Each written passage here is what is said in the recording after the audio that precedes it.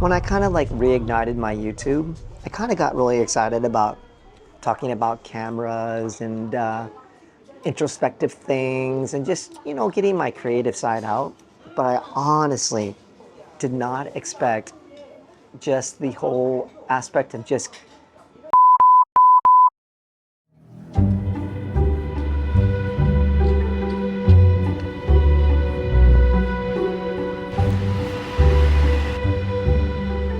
yo, traveling on back with another video. I know it's been a while, but it isn't because of a lack of effort. So today is Friday, and I went out on Tuesday, tried to do a video, and something just wasn't right. The mojo wasn't there. So then I went out on Wednesday, tried to do another video, and then I totally messed up on my Action 4 settings with my scooter on my kickboard. So that was a total waste of an outing. And then yesterday, I decided to do like a studio set, and it just wasn't there. I just wasn't feeling it. But you know what? I think that's just a good test of life, right? When you feel like nothing's working, don't give up. Just keep throwing things at the wall and see what sticks. So I'm hoping that this video is gonna end up posting and you'll get to see this.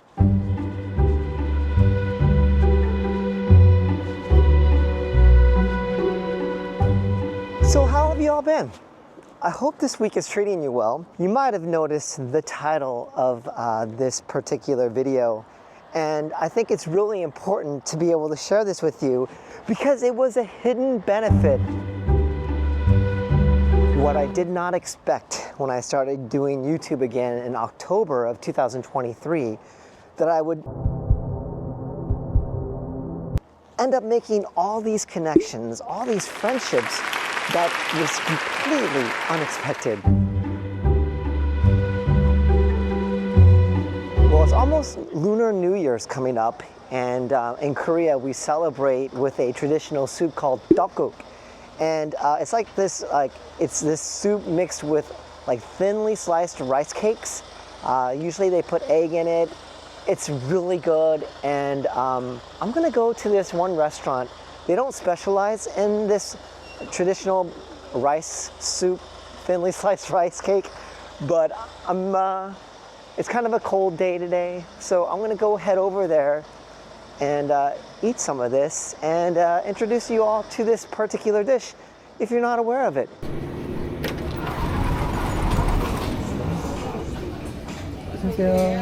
So one cool thing about living in a big city like Seoul is that you're gonna find these like mom and pops places that they're all like a hole in the wall. They're not nearby any big touristy area, but this is like where the legit Korean food is. Now this particular Shikdong restaurant specializes in cold noodles, but they do provide like a temporary short options of warm soup during the wintertime. Yo, so as you can see, I'm filming it on the Action 4, the soup. It looks so good. Oh my gosh. So there's like rice cakes, some green vegetables, some kim, which is dried seaweed. You got some, what is this? Is this egg or tofu? I don't know what this is. I think it's tofu. And then, of course, you've got the traditional New Year's soup. This is thinly sliced rice cake. So good. Yeah, so this is a traditional, nice warm soup to eat. So how about your country? Do you all have any like traditional New Year's celebration? Any type of cuisine that specialized for this particular time of year? I know most of you don't celebrate Lunar New Year, but maybe just for your traditional New Year. I lived in the States most of my life, and I don't think in the United States of America, I don't think they really have a tradition in terms of a traditional cuisine, but I could be wrong, but I'm pretty sure we don't. All right, let's try this out.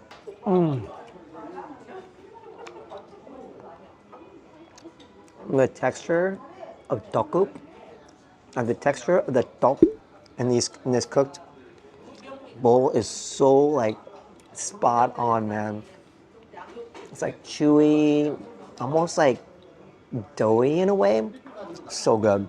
Yeah, this hot pot is like a stone bowl, and it will just keep it warm throughout your meal. You don't have to worry about your soup getting cold anytime soon, which is really cool.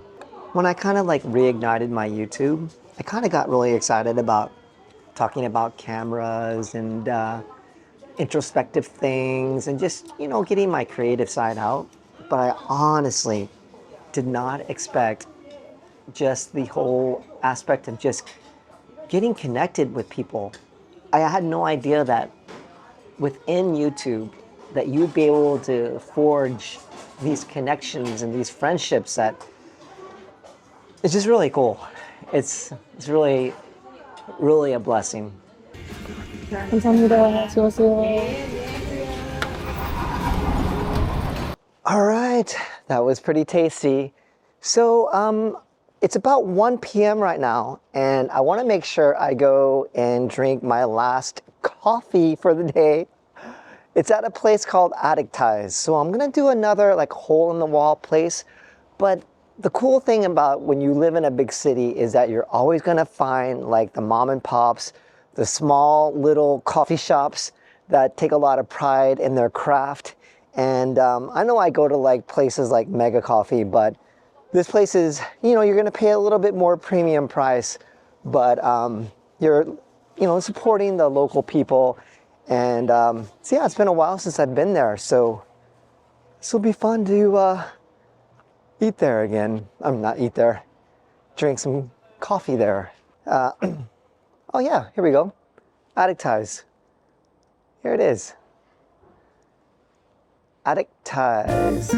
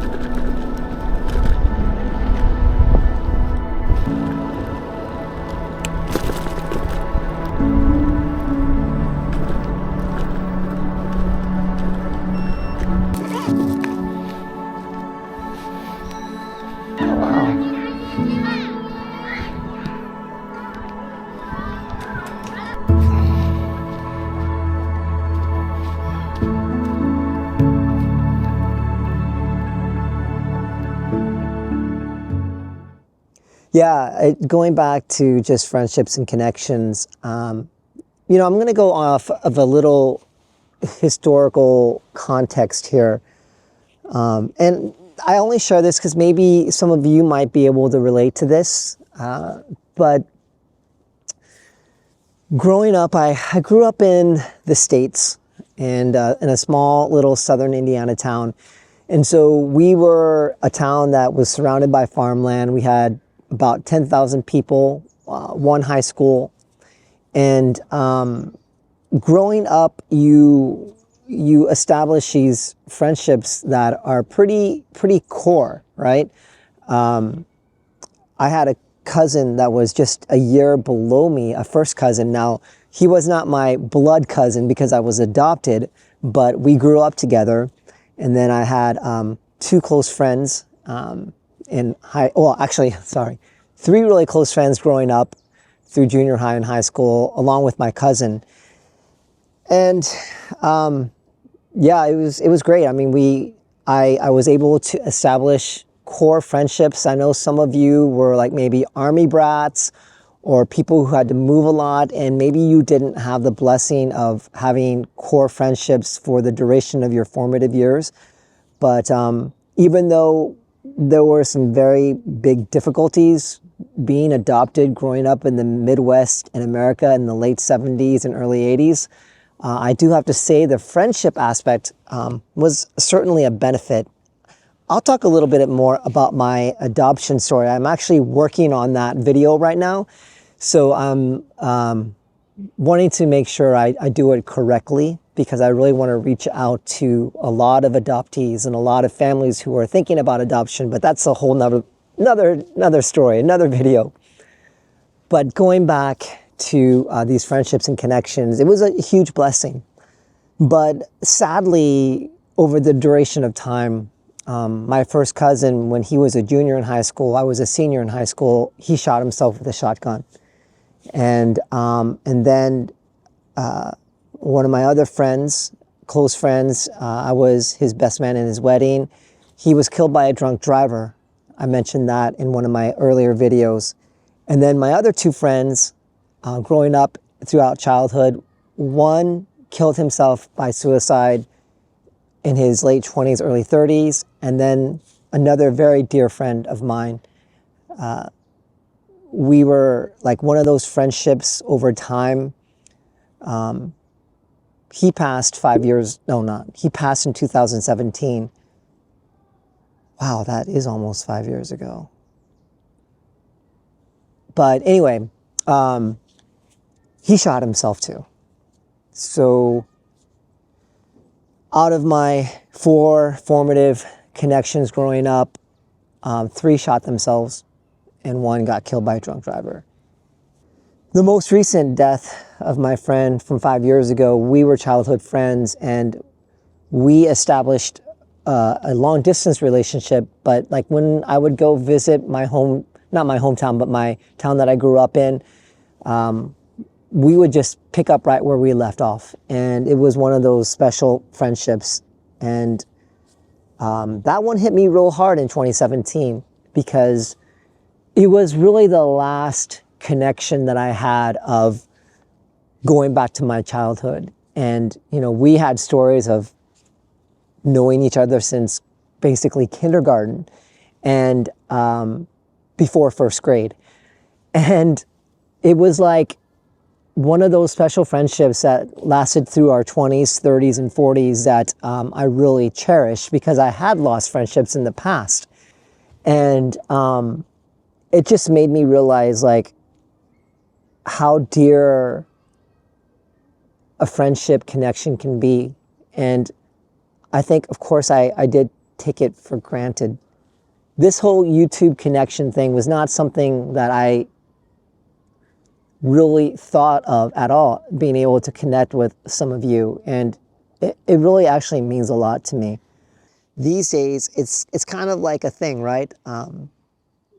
The thing about friendships, like people talk about how it's really hard to make friendships, and sometimes you'll see news articles talk about the lack of friendships and how friendships are going away, and you'll see people on YouTube or social media lament about not having friends. And I see it. I think all of us see it, because we live in this digital age, and we live so separated and far from our loved ones, because moving is much easier now than it was 100 years ago. Just as I hope to grow the channel with more camera gear, more vlogs, more introspection, and I hope that along that journey of being a YouTuber, that my friendships grow too. And I think that was the biggest unforeseen benefit.